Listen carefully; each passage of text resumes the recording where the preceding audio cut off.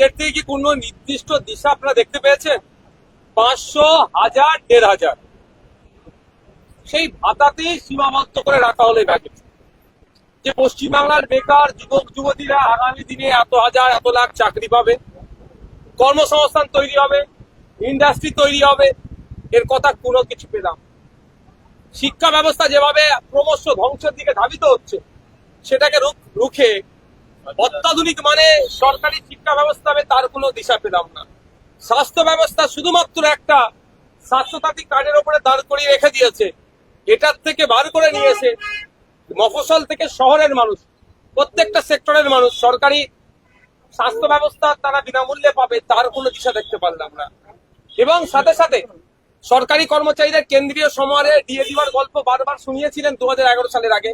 এবারও আমরা দেখলাম সরকারি কর্মচারীদের তাদের হকের প্রাপ্য ডিএ মাত্র 4% তারা বাড়িয়েছে, মানে এখানেও সেখানে কৃপণতা করেছে। শুধুমাত্র চমক দিয়ে, ভোটের জন্য চমক দিয়ে বেকার যুবকদের 21 থেকে 40 বছর বয়স, তাদের জন্য মাসে 1500 টাকার ব্যবস্থা, তাও একটা নির্দিষ্ট টাইমের পর থেকে করবে।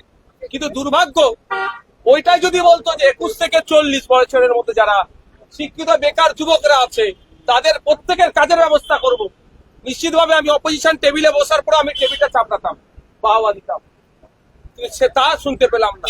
মানে বারবারই সরকারের মুখাপেক্ষী করে হাতাতে সীমাবদ্ধ রেখে বাংলার মানুষকে আটকানোর চেষ্টা হচ্ছে। এ বাজেট শুধুমাত্র ভোটমুখী বাজেট, মানুষকে সাময়িক স্বস্তি দেওয়ার বাজেট করা হয়েছে। অর্থাৎ তাদের 1500, 1000 পাবো, 500 বাড়ছে, এটা এর বাইরে কিছুই নয়। আমরা বলছি আমাদের থেকে বাংলার মানুষ সুযোগ দেয়, আগামী দিনে কেন্দ্রীয় সমহারে আমরা ডিএর ব্যবস্থা করব সরকারি কর্মচারীদের। স্কুলে যে শূন্য পদ আছে সেগুলোকে পূরণ করব। 5 বছর একটা সরকারের সময় পাই, 5টা জেলায় 5টা কলকাতার সরকারি স্টার হসপিটালের মতো স্টার হসপিটাল বানাবো। শুধু তাই নয়, ওয়ান ফ্যামিলি ওয়ান জব এর ব্যবস্থা আমরা করব। নশাদ, এর মধ্যে একটা ডেভেলপমেন্ট হয়েছে, রাহুল গান্ধীর সঙ্গে বৈঠক হয়েছে, এআইসিসি নেতৃত্ব ছিল সেখানে এবং পিসিসির সকলে ছিলেন। একলা লড়াই তারা করবেন এই সিদ্ধান্ত তারা নিয়েছেন।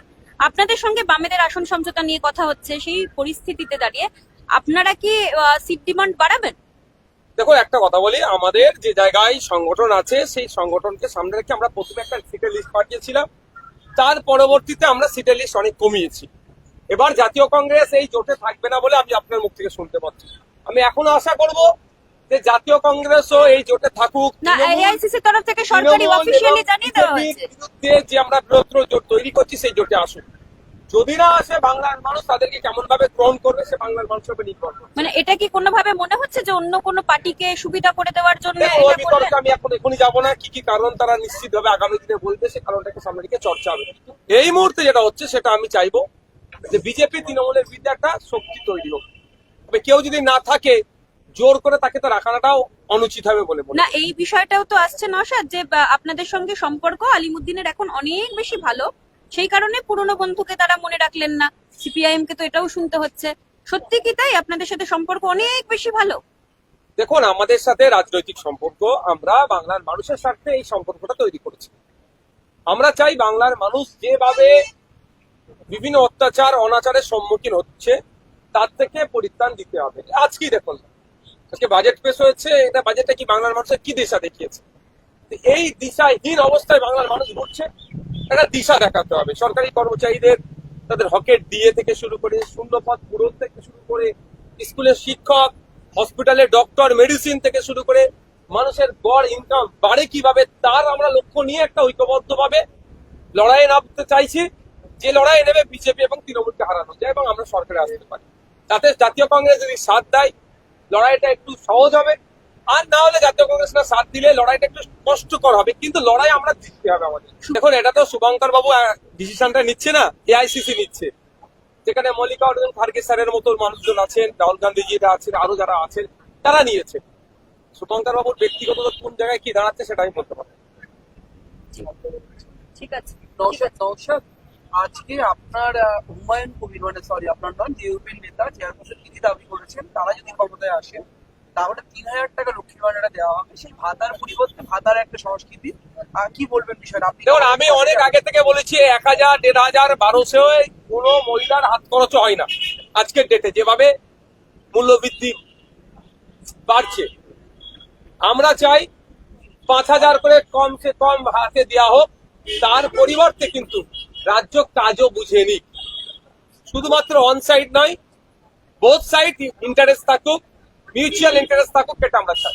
মানে সরকার বলছে 1500, হুমায়ুন বলছেন 3000, আপনি বিজেপিও বলছেন 3000 5000। বলেছে। আমি 5000-এর পক্ষে, তার পরিবর্তে রাষ্ট্র কাজ বুঝে নিক।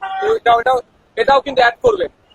কিন্তু আরো কিছু বিষয় উঠে এসছে, আশা কর্মীদের ভাতা বাড়ানো হয়েছে, সিভিক ভলেন্টিয়ারদের ভাতা বাড়ানো হয়েছে, আশা কর্মীদের মাতৃত্বকালীন ছুটি দেওয়া হয়েছে, ভোটার অ্যাকাউন্ট থেকে যাই হোক।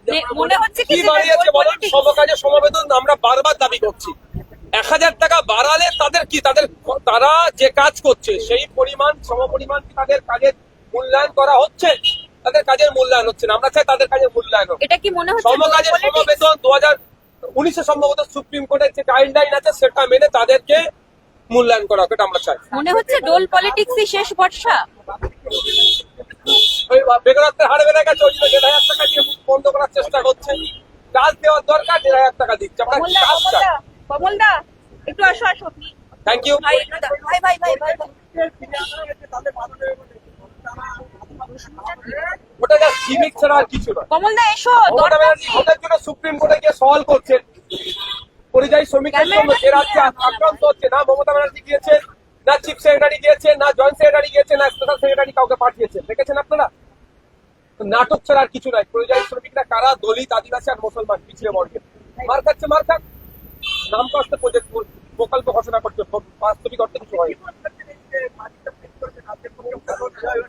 রাজ্যটা পিছিয়ে নিয়ে যাচ্ছে, এগিয়ে যাচ্ছে না, পিছিয়ে যাচ্ছে।